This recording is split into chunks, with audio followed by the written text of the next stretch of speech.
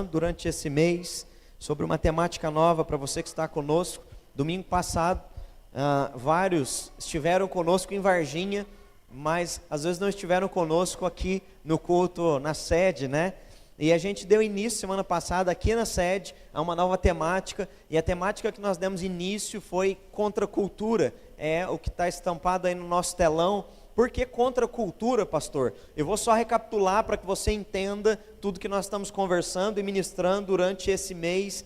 Na verdade, esse mês e o próximo mês também serão 9 mensagens falando sobre essa temática contra a cultura. O Evangelho de Mateus, se você tem lido a Bíblia conosco, você se lembra que o Evangelho de Mateus apresenta Jesus como um rei. E ele traz textos do Antigo Testamento para mostrar que Jesus é o cumprimento da profecia do Messias, daquele que viria e é o rei enviado da parte de Deus. Então, Mateus tem muito a preocupação em colocar isso para que os judeus compreendam que Jesus é o Messias prometido do Antigo Testamento. João Batista, ele pregava antes de batizar Jesus, chamando ao arrependimento e chamando a gerar frutos de arrependimento. E ao chamar a gerar frutos de arrependimento, ele dizia: arrependei-vos porque está próximo o reino dos céus.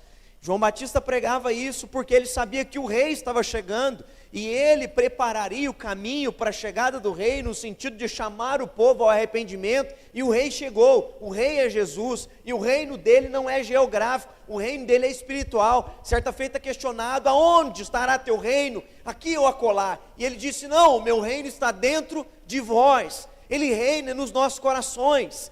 E ele então, no capítulo 4, Mateus narra que Jesus viajava por toda a Galileia, pelas cidades, pregando, expulsando demônios, curando pessoas e também ensinando sobre o reino de Deus. Chegamos no capítulo 5, e quando chegamos no capítulo 5, você que conhece os evangelhos sabe que do capítulo 5 ao capítulo 7, nós temos o sermão mais famoso de Jesus, que é chamado o Sermão da Montanha.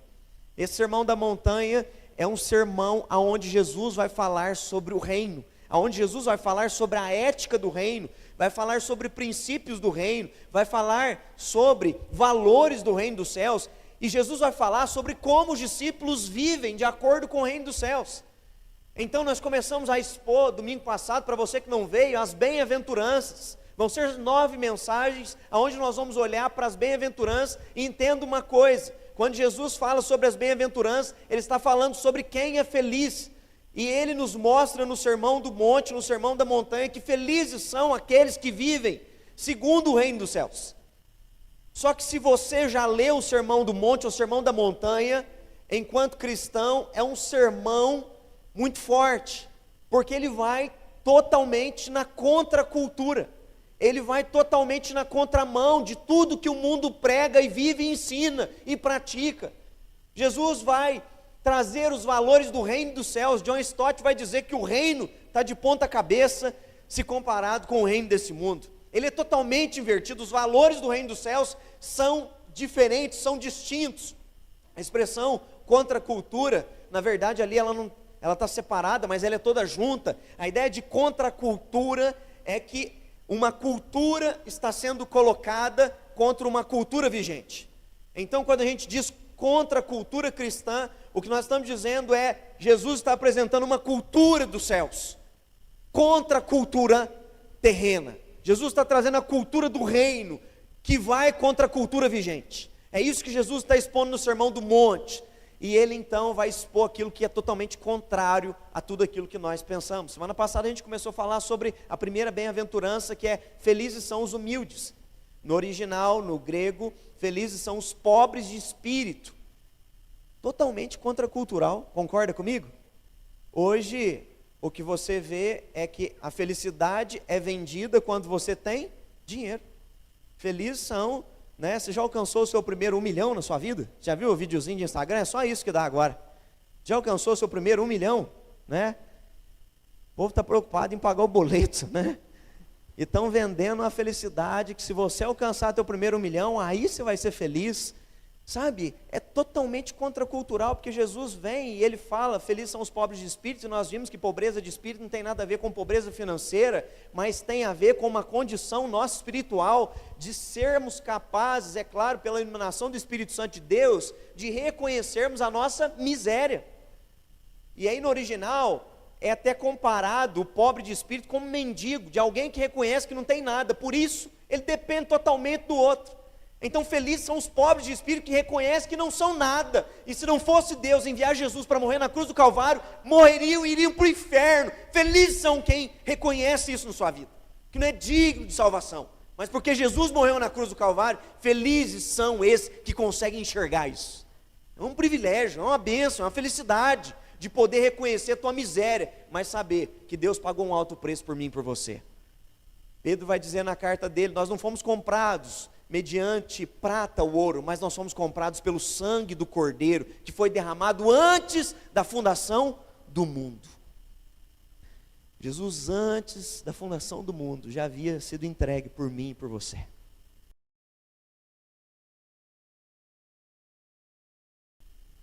E então nós vamos chegar na segunda bem-aventurança. Mas antes de entrar na segunda bem-aventurança, 4 aspectos importantes de bem-aventurança que eu quero introduzir nessa mensagem nessa noite. Primeiro, as bem-aventuranças, elas são interligadas. Elas são, uma está ligada na outra. O que nós vamos ver hoje é a sequência do que vimos semana passada. Por isso que eu tenho que fazer essa introdução, porque se você não teve aqui semana passada, você às vezes não vai compreender que há uma sequência. O Sermão da Montanha é uma sequência. Quando Jesus fala, felizes são os humildes, os pobres de espírito que reconheceram essa miséria, agora ele vai falar sobre o segundo degrau da bem-aventurança. E o segundo degrau da bem-aventurança é, aquele que se viu, ele chora. Felizes são os que choram, porque serão consolados. Então, elas estão interligadas. Um outro aspecto das bem-aventuranças que você precisa entender é que elas não são qualidades naturais nossas humanas, porque às vezes você pode estar ouvindo aqui o Sermão da Montanha e falando assim, nossa, eu não nasci com isso, pastor, não sou humilde, e esse negócio de chorar não é comigo, eu sou frio, sou duro. Não estou falando de qualidades naturais, tá? Terceiro aspecto, as bem-aventuranças, elas distinguem radicalmente o crente do incrédulo. Esse sermão, para incrédulo, para quem não conhece Jesus, a pessoa fica assustada, porque o que Jesus está ensinando é muito complexo. Mas para o crente, faz todo sentido. Porque o Espírito Santo já começou essa obra na vida dessa pessoa. E então ela compreende o que está sendo ensinado. Um quarto aspecto e último, as bem-aventuranças atestam que o crente é um cidadão de outro reino. Então, as características que Jesus está falando aqui, são características do caráter de quem? Do próprio, não é? Deus sendo incutidas em nós, do reino do céu sendo implantadas em nós. E então nós vivemos isso porque Ele colocou isso em nós, não é? São características que o próprio Deus é que coloca em nós, e nós somos capazes de viver. Nós nos desenvolvemos de maneira natural, é o próprio Deus que gera isso através da ação do Espírito Santo de Deus em nós. Vamos então para a nossa segunda bem-aventurança? Abra sua Bíblia, por favor, Mateus capítulo 5, versículo 4.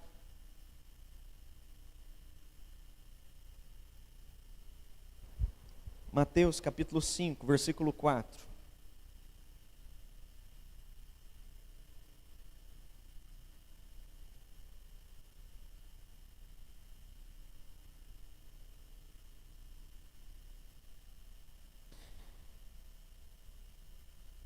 Diz assim, bem-aventurados os que choram, porque serão consolados. Essa é a segunda bem-aventurança que nós vamos conversar hoje. E ela é totalmente contracultural, porque falar de pessoas que choram não faz sucesso. Alguém, esse tempo para trás, foi comentar com um presbítero da igreja que esse pastor que vocês trouxeram, ele é legal, mas ele chora demais. As pessoas não gostam de quem chora. Sabia disso? Nós somos de uma sociedade que ensinou desde pequeno que quem chora é fraco. Que bom, graças a Deus que eu reconheci minha fraqueza e choro mesmo. Porque pior é quem se finge de forte e não enxergou a sua miséria. Felizes são os que são fracos, reconhecem a sua total miséria e se expõem na sua total transparência diante de Deus, sem usar máscara. Felizes são aqueles que choram. E aí, a primeira razão aqui, que nós conversamos semana passada, foi a admissão. Felizes os pobres de espírito, aqueles que reconheceram que nada são. A admissão é a primeira etapa, é a confissão. Lembra que nós lemos, se você chegou no início do culto, nós lemos Salmo 51.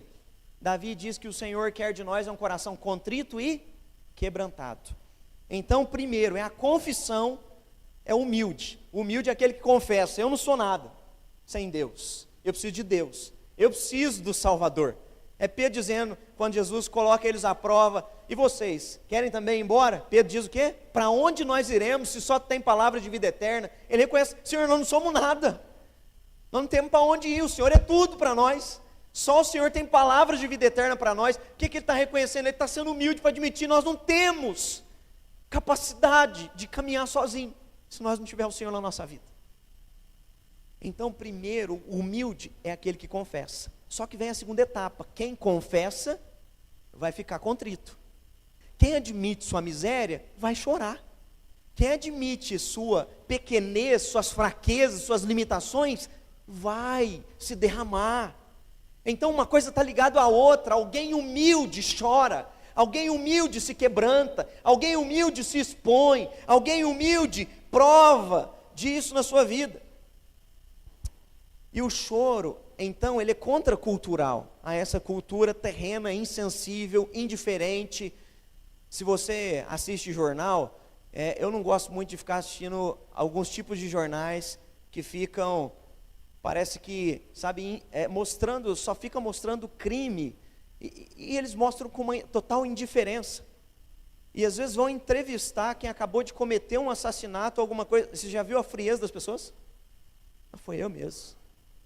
Ele me provocou. Joguei mesmo pela janela. E você vê frieza, você assiste e você percebe, as pessoas não estão contritas pela miséria delas. As pessoas são más. As pessoas, sabe, são corrompidas pelo pecado. E você percebe isso quando conversa lá fora, como isso é natural na insensibilidade. A depravação total é o que vai dizer as Sagradas Escrituras. A questão é, por que o choro nos abençoa e nos torna felizes? O que Jesus estava querendo dizer com isso? Como que o choro pode produzir felicidade? Parece ser totalmente paradoxal o que Jesus está querendo dizer. Nesse aspecto, para conversar um pouquinho sobre esse choro, um primeiro ponto é que Jesus está nos tratando aqui, nos ensinando a pensar sobre esse choro, é que esse choro, ele vem de um choro piedoso. Toda a nossa cultura é contrária à piedade. A nossa cultura está voltada para a maldade, para a carnalidade. Estudos revelam o benefício do choro. Não sei se o Dr. Guilherme já está ensinando até isso no consultório. Quando você entra em algum consultório, sempre tem um estudo novo, né? E eu fui ver o estudo falando sobre isso, os benefícios do choro. O choro, ele traz alguns benefícios. Por exemplo, baixa ansiedade. Quem chora, baixa ansiedade. Traz calma e alívio. Terceiro, aproxima as pessoas. E o estudo trouxe que o choro promove mais de 400 sensações ao corpo humano. Olha, só que choro que Jesus está tratando? Primeiro nós precisamos ver que tipo de choro não é, para depois ver o que é. O choro que Jesus está tratando não é sobre um choro carnal. O que é um choro carnal, pastor? Não é lamento pelas perdas exteriores. Não é um choro porque você perdeu alguma coisa. Porque algo que você gostava, você perdeu, ou você não tem aquilo que gostaria de ter. Você lembra o rei Acabe? Ele chorou porque ele não tinha a vinha de Nabote. Era um choro externo, não é esse choro que Jesus está falando, não tem nada a ver com isso. O choro não é um choro de remorso. Judas chorou. Se você lembra, aquele que vendeu Jesus por 30 moedas de prata, ele chora como Pedro chorou. E ele não só chora, ele volta lá, ele joga as 30 moedas dizendo, não, eu fiz errado. Só que ele se arrependeu? Não. Ele chora, ele tem consciência do que fez, mas ele não se arrepende. Ele tem uma atitude de remorso. E o remorso leva ele a cometer o suicídio. Não é esse choro que Jesus está falando, um choro meramente humano, de alguém que chora e continua fazendo coisas erradas. Não, não é esse choro que traz felicidade. Não é um choro de medo das consequências. Tem gente que chora, não é porque errou, mas é porque está com medo da consequência, já viu? Pega o sujeito ali roubando alguma coisa, não! Ele está com medo de ser preso, ele não está arrependido de ter roubado. Ele não está chorando porque tirou a vida de alguém, mas ele está chorando pelo tempo que ele vai passar na cadeia. Não, não é esse choro, porque esse choro é carnal. Esse choro, ele é simplesmente carnal. Não é um choro apenas fingido, porque as pessoas fingem choro também. Nos dias lá, Jesus falou que os fariseus oravam, e quando eles jejuavam, os fariseus, lembra o que eles faziam? Eles nem lavavam o rosto, e ficavam lacrimejando o olhinho ainda, para andar assim no meio da sociedade, para mostrar assim, nossa, estou me santificando tanto. Jesus chama eles de hipócritas, falsos, porque eles tentavam vestir uma máscara de espiritualidade, tentando mostrar através do rostinho deles, sabe, uma falsa espiritualidade. O profeta Joel, ele, sabe, exortou o povo sobre isso, lá na profecia dele, dizendo, rasgai o vosso coração e não as vossas vestes, porque o povo rasgava as vestes como uma expressão de contrição, só que era tudo falsidade. O povo estava rasgando as vestes, mas não chorava de verdade, não se quebrantava diante de um pecado. Não é esse choro fingido. Sobre que choro Jesus está falando que vai trazer verdadeira felicidade para nós? É um choro espiritual. Era isso que Jesus estava dizendo. E que choro é esse, pastor? Que choro espiritual é esse? Primeiro, é algo espontâneo frente a tua e a minha miséria diante de Deus. Alguém que sabe sua miséria, alguém que consegue ver, graças a Deus, porque o Espírito Santo tirou as escamas dos seus olhos e reconhece as suas mazelas. Não tem como não chorar diante da graça de Deus. Não tem como vir aqui em cima e pregar sobre tamanha graça imerecida e não se sentir tocado diante das tuas falibilidades. É sobre esse choro que Jesus estava dizendo. Felizes são esses que choram porque ganharam essa consciência, são pobres de espírito, e eles choram, e eles serão consolados. Lucas 7, 36 a 38, diz que uma mulher pecadora, sabendo que Jesus estava na casa de um fariseu, ela levou um vaso de alabastro com unguento, e ela chegou por detrás, se ajoelhou aos pés de Jesus, e quebrou o vaso de alabastro, e diz que ela chorava, regava os seus pés com as suas lágrimas, e enxugava os pés de Jesus com seus próprios cabelos. As pessoas não entenderam aquilo naquele jantar, mas aquela mulher chorava, porque ela se via diante do Deus vivo, Todo-Poderoso, e ela reconhecia a miséria da vida dela, e o passado de podridão dela, e ela está ali, diante do Rei dos Reis e do Senhor dos Senhores. É esse choro que nós estamos falando, de um choro, de você se ver diante do seu Salvador.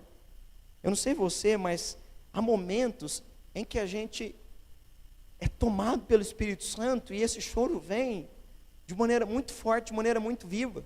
Alguns momentos da nossa vida. Eu me lembro da minha conversão. Você se lembra do dia da sua conversão? Irmãos, aquele dia eu tive uma consciência tão grande da minha miséria e de para onde eu ia. Parecia que o Manaim tinha aberto o telhado e eu vi a graça do Senhor. Foi um negócio tão forte.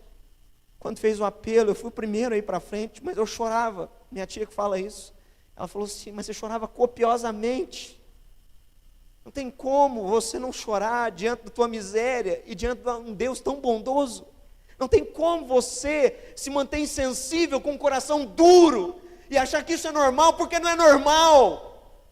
Não é normal o Filho de Deus morrer na cruz do Calvário, por mim e por você. Éramos nós que merecíamos estar naquela cruz. Nele não havia pecado algum, mas Ele se sacrifica por amor de nós.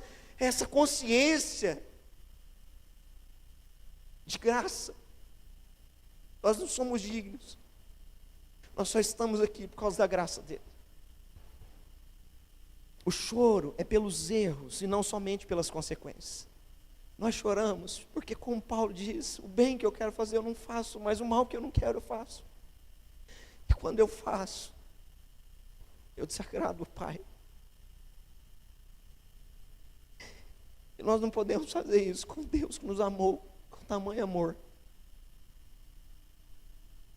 Davi, quando ele é confrontado por Natã, é por isso que ele chora. Porque ele vê o que ele fez. E ele chora diante do Pai.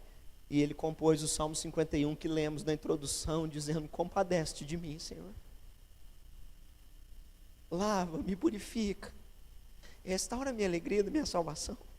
E a preocupação dele, olha que lindo, não é com a consequência somente terrena, mas ele está preocupado com a vida espiritual dele. Ele fala: não tires de mim teu espírito.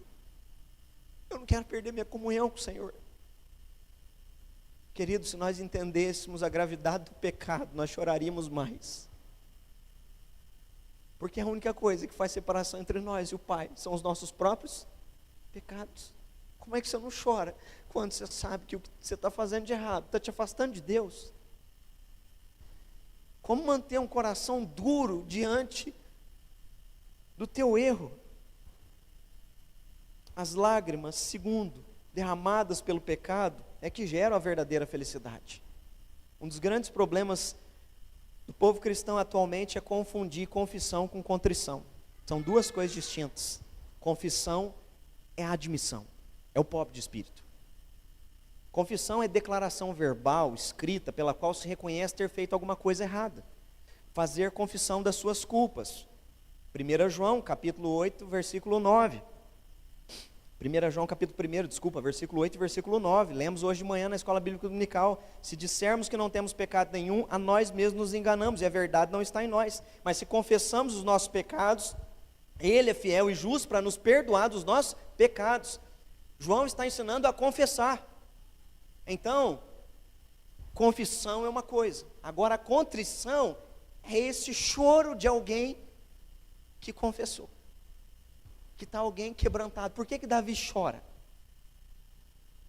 Agora ele confessa que ele adulterou, que ele cometeu homicídio, mas agora o coração está contrito e quebrantado, porque ele vê o seu próprio erro, e o que o seu erro ocasionou, como isso atrapalhou sua vida espiritual. Deus quer mais do que confissão, Deus quer contrição. Tem muitas pessoas que às vezes na hora da liturgia tem aquele momento de carinha de santidade e repete todo o culto como se fosse igual. Só que é sobre uma relação com Deus e não é sobre praticar sacrifícios e holocaustos repetidos sem pensar. Por isso que quando a gente fala feche seus olhos, eu falo feche seus olhos, você veio aqui para conversar com Deus, não para olhar para mim. É para você entender a preciosidade disso daqui. Você está aqui para se relacionar com Deus, está aqui para buscá-lo. Aproveite as oportunidades, porque os dias são maus. Ore ao Senhor, busca ao Senhor, se consagra ao Senhor, entra na presença dEle, sabe? Coloca o teu coração diante dEle. O que é contrição? É uma dor profunda e sincera pelas ofensas que nós cometemos contra quem? Contra Deus. Davi disse isso no Salmo 51, eu pequei contra Ti, e somente contra Ti eu fiz o que é mal, Senhor. É o filho pródigo voltando para casa e dizendo a mesma frase: Pai, eu pequei contra Ti, já não sou digno mais de ser chamado Teu filho. Me trata como um dos Teus trabalhadores. E ele volta para casa porque ele confessou. E agora ele volta contrito e quebrantado. E ele se acha tão indigno que o pai o abraça na porta. Com graça, chama os servos e diz: deem banho nele, troque as vestes dele, coloque sandálias e um anel na mão dele, levem ele para dentro, matem um cordeiro e vamos festejar, porque o meu filho estava morto e agora está vivo. Ele estava perdido e foi encontrado. A contrição é porque você se dá conta da onde você estava e do que Deus fez na tua vida. A contrição é você se dar conta da obra redentora de Deus sobre a tua história. Salmo 51, 17 fala: o que Deus quer de nós é um coração contrito. Deus não desprezará um coração contrito. Então, se é de verdade uma oração de alguém quebrantado, Deus não rejeitará. Mas se é de fachada, se é de estética, se é só um ato litúrgico do culto, fecha o olhinho, faz cara de espiritualidade, mas você não está preocupado em de fato olhar para dentro de você, olhar para os teus pensamentos, olhar para a tua fala, olhar para as tuas atitudes, olhar para o teu comportamento, olhar para a tua vida financeira, olhar para a tua vida de intimidade. Se você não está preocupado para olhar para você, isso não é verdadeiro, isso é sacrifício, isso é holocausto, isso é repetição no culto, isso não agrada o Senhor. O que agrada ao Senhor é alguém que vem para cá e está preocupado. Senhor, olha para dentro de mim, e se tem alguma coisa, Senhor, que está errado, me incomoda, e que eu saia daqui incomodado pelo teu Espírito Santo, que eu volte para casa e não faça mais isso, que eu volte para casa e fuja do pecado, que eu te amo, Deus. É essa contrição que Jesus estava falando. A contrição, queridos, ela é com respeito à nossa espiritualidade, mas ela é com respeito à vida dos outros também. Daniel capítulo 9, Daniel ele faz uma oração, e ele faz uma oração pelo povo de Israel. E quando ele faz uma oração pelo povo de Israel, não sei se você se lembra, diz que Daniel chorou. E ele chora pelo pecado que o povo havia cometido. Salmo 119, 136 diz assim: torrentes de água nascem nos meus olhos, porque os homens não guardam a tua lei. Eu me lembro, Deus nos deu uma experiência tão forte, 2016, eu e o Tato estávamos orando de manhã, a gente orava de manhã junto, às 6 horas, e tinha umas crianças que estavam vindo na igreja, a gente estava trabalhando com crianças de periferia, e as crianças estavam dando muito trabalho, elas falavam muito palavrão na igreja, elas batiam umas nas outras, a gente buscava elas de van, e eu lembro que nós dois estávamos orando de manhã, e nós começamos a orar por elas. Mas na hora que nós começamos a orar por elas, o Espírito Santo trouxe um senso para nós da miséria que aquelas crianças estavam inseridas, de abuso, de abandono, de droga. E nós dois chorávamos, nós ficamos uma hora chorando, dizendo: Deus, tem misericórdia da vida dessas crianças. A graça do Senhor alcançou, nós estamos aqui dentro do templo, mas a condição dessas crianças, Deus. Sabe, é sentir a miséria do pecado do outro, e que o outro está na desgraça por causa do pecado. É por isso que Daniel chorou. Ele chorou por ver que Israel estava longe do Senhor. E quando nós choramos um choro de compaixão, esse choro também é um choro que provam de felicidade aqueles que choram dessa maneira. É quando você chora por alguém que vai lá na sua cela, que ainda não conhece Jesus, você fala: Senhor, visita a vida dessa pessoa. É você olhar para a situação do outro e ter um choro de compaixão. Terceiro e último ponto: o choro espiritual é o único que tem recompensa. Nenhum outro choro tem recompensa. De perda, todos que eu disse aqui, de tristeza, de depressão, de abandono, nada disso tem recompensa. Você chora, você pode ter as sensações lá da pesquisa, mas não vai ter recompensa nenhuma. O único choro que tem recompensa é o choro espiritual. É sobre isso que Jesus estava dizendo em Mateus capítulo 5. Felizes são os que choram, porque serão consolados. Tem uma recompensa. Vão ser consolados pelo próprio Deus. Quem chora de verdade espiritualmente será consolado pelo próprio Deus. Por quê? Nós vamos ter a recompensa da alegria. A alegria de provar o perdão que vem de Deus. É chorar e ao mesmo tempo provar da graça, de saber: eu não sou digno, mas Ele acabou de me perdoar. Eu provei isso uma vez quando eu estava no seminário. O período de seminário é um período muito difícil, sabe? E no ano de 2009 era meu penúltimo ano de seminário. Na verdade, é meu último. E eu lembro que eu estava muito cansado, muitos problemas em casa. E eu lembro que eu estava pensando em, às vezes, até trancar a matrícula. E eu fui para um evento de missão da Jocum.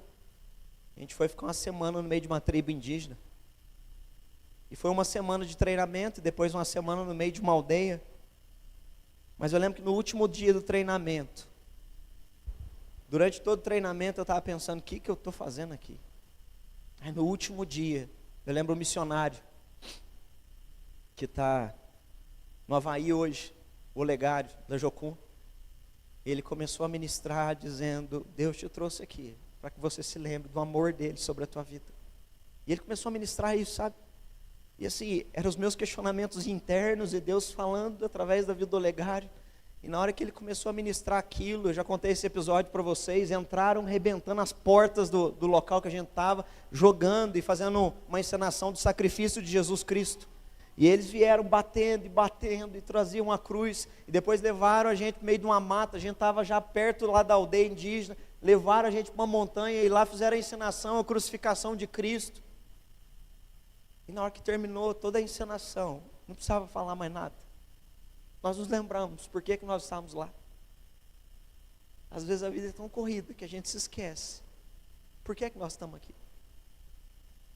Nós estamos aqui por causa da graça dele sobre nós. É por causa do amor de Jesus sobre nós.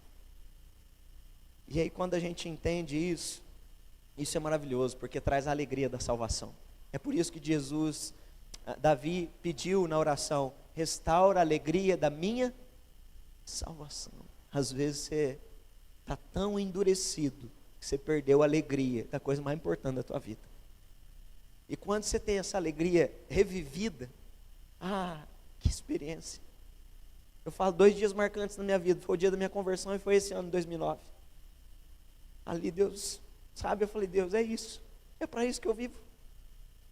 Valeu a pena esses 4 anos. Foi sofrido demais, mas é para isso. Que Deus restaure a alegria da sua salvação. Você usufrua dessa bênção, desse benefício. O choro reconhecido pelo pecado em vida nos previne do choro no inferno depois. Olha como isso é forte. Jesus falou em Lucas 6,25: ai de vocês que agora riem, porque havereis de lamentar e chorar no inferno. Querido, bem-aventurados são os que choram, porque esse choro, ele é uma bênção na nossa vida. É o choro de poder entrar lá e mais uma vez, só que naquele dia já não vai ter mais choro. A Bíblia diz que Ele enxugará dos nossos olhos todas as lágrimas, e não mais haverá choro. É o dia de nós nos encontrarmos com Ele. E aí, o choro cessará, porque nós estaremos com Ele. Estaremos com Ele eternamente. Às vezes você que é recém-chegado na igreja, você fica pensando: mas o que nós vamos fazer eternamente no céu? Nós passaremos milhares e milhares e milhares de anos. E nós vamos querer continuar milhares e milhares de anos na presença daquele que nos amou. Porque Ele é infinito. Ele é poderoso demais. Quanto mais nós estivermos na presença dEle, mais nós desfrutaremos do amor dEle. Por isso lá, nós viveremos a alegria eterna. Por que é que nós temos grande dificuldade em nos quebrantarmos? É porque as pessoas têm perdido noção do pecado. Não perca a noção do pecado. O pecado é grave. Não brinque com o pecado. Pecado é rebelião contra Deus. Pecado é dar as costas e não honrar o sacrifício de Jesus na cruz do Calvário. Para nós tomarmos a dimensão do nosso pecado, nós precisamos olhar para a cruz. Porque quando nós olhamos para a cruz, nós nos lembramos que éramos nós que merecíamos estar lá. Essa felicidade parece ser absurda para as pessoas do mundo. Por isso que ela é contracultural. Ela só é para os discípulos. Quem não é discípulo pode estar me assistindo ou estar no culto aqui a primeira vez falando: não estou entendendo nada. Ele está chorando o tempo inteiro ali, mas não estou entendendo pelo que ele está chorando. É porque essa felicidade só é provada por quem é discípulo. Quero chamar o louvor à frente. É um anseio de querer ser santo, porque nós queremos agradar a Deus.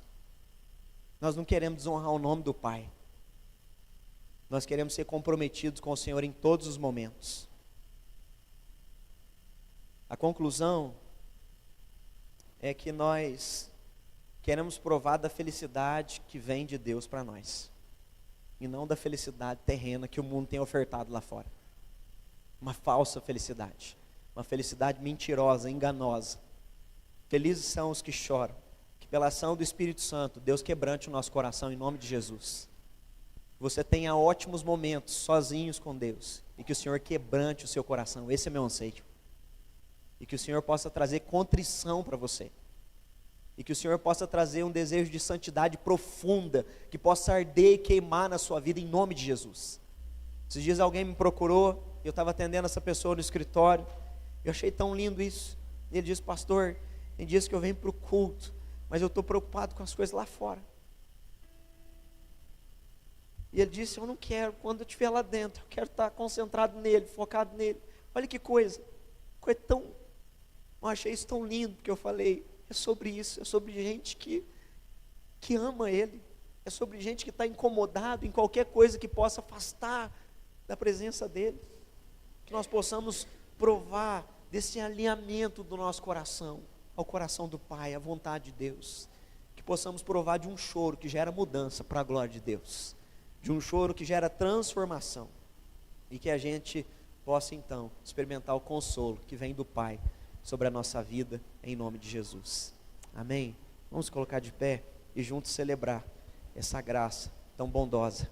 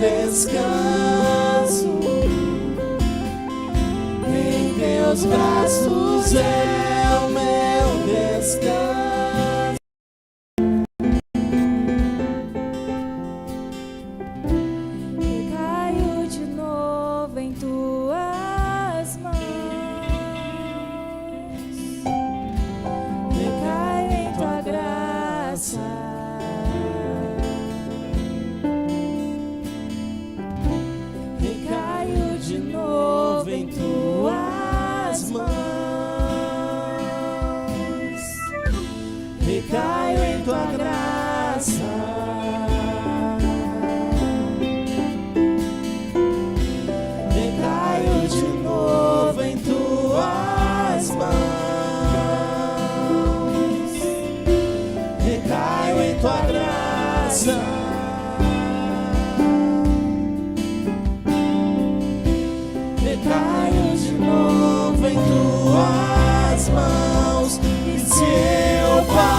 passar pelo vale, acharei conforto em teu amor, pois eu sei que és aquele que me guardas, me guardas. Em teus braços é o meu descanso, em teus braços é o meu descanso,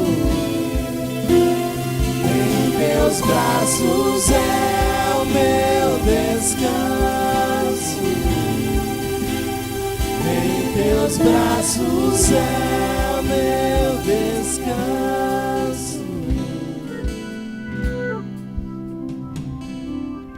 Deus, obrigado, Pai. Obrigado porque estar na Tua presença é maravilhoso. E obrigado pelo Teu Espírito Santo que habita em nós. Obrigado porque as escamas foram tiradas dos nossos olhos. E obrigado, Deus, pelo amor do Senhor.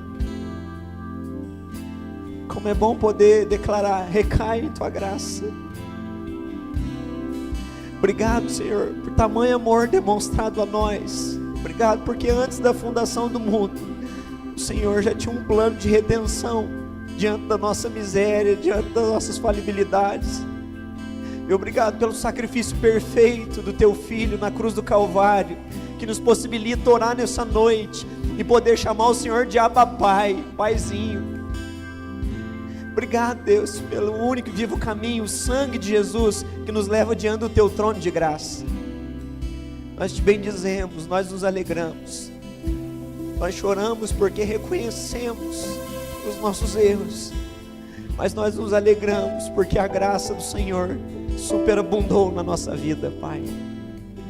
Senhor, nós queremos viver com piedade, por isso nos livra, Deus, da indiferença, nos livra da insensibilidade, nos livra do ativismo, em nome de Jesus Cristo. Que no dia a dia Teu Espírito Santo nos quebrante, Pai. Que ao ouvir um louvor, o Senhor venha com Teu Espírito Santo e nos quebrante. Que na nossa devocional o Senhor possa trazer quebrantamento ao ouvirmos a Tua voz. Nós queremos, ó Pai, nos derramar na Tua presença. Nós queremos, Deus, ter momentos de comunhão maravilhosos com o Senhor, porque nós Te amamos, Pai. Não é religião que nós praticamos, é um relacionamento com Deus vivo e todo-poderoso. Tua palavra é viva e eficaz, e ela fala conosco, ela nos transforma, nos corrige, nos educa, nos capacita, nos habilita, e é isso que nós queremos experimentar, Deus, viver uma relação saudável com o Senhor. Livra-nos, ó Pai, da soberba, da arrogância. Livra-nos, Deus, do endurecimento. Livra-nos, Deus, do esfriamento espiritual. Aviva-nos, desperta-nos, Senhor. E todo avivamento começa, Deus, com uma igreja quebrantada. Todo avivamento na história, Deus, veio, Deus, como em Pentecostes, de um povo, Deus, que dizia para Pedro: o que faremos agora das nossas vidas? Senhor, que o Senhor nos visite poderosamente com o Teu Espírito Santo, trazendo, Deus, quebrantamento e trazendo desejo por santidade, ó Pai, por vivermos, Deus, uma vida que Te honra, não só na hora do culto, mas em todos os aspectos da nossa vida, Deus. Leva-nos agora, Deus, e que Teu Espírito Santo continue a ministrar, a orientar, a instruir, a falar conosco por meio da Tua palavra. Ministra nas nossas células poderosamente essa semana, Pai. Visita os nossos lares, visita a vida das nossas crianças, dos nossos filhos, em nome de Jesus Cristo. Nós consagramos tudo quanto formos fazer, nossos trabalhos, nossos afazeres domésticos, nossos compromissos. Quem vai passar no médico essa semana, quem tem um tratamento, quem está acamado em casa, se recuperando de dengue, nós colocamos a vida, Pai, da Tua igreja nas Tuas mãos, porque o Senhor é o bom pastor, e o Senhor cuida das Suas ovelhas. Pastoreia-nos, ó Deus, durante essa semana, mais uma vez, para a honra, glória e louvor do Teu santo nome. Nos livra de todo mal, protege-nos, Deus. Que a bênção de Deus Pai, o Todo-Poderoso, que a bênção de Jesus Cristo, o Redentor e Salvador da igreja, e que as orientações do Espírito Santo de Deus sejam hoje para todo sempre sobre cada filho e filha de Deus aqui presentes e espalhados pela face da terra. Que assim seja. Amém e amém. Deus te abençoe em nome de Jesus. Dá um abraço quem está ao seu lado e vá na paz do Senhor. Tenha uma ótima semana.